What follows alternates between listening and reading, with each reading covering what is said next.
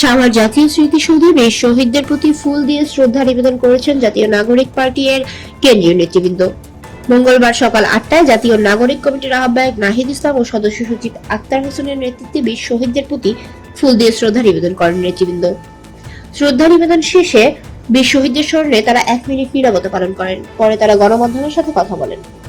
জাতীয় নাগরিক কমিটির আহ্বায়ক নাহিদ ইসলাম বলেন, 2024 গণঅভ্যুত্থান সহ সকল লড়াইয়ের আকাঙ্ক্ষাকে ধারণ করে নতুন বাংলাদেশ নির্মাণ করব। মুক্তিযুদ্ধের মাধ্যমে একটি স্বাধীন রাষ্ট্র পেলেও ফ্যাসিবাদের কারণে সার্বভৌমত্ব হুমকির মুখে পড়েছে।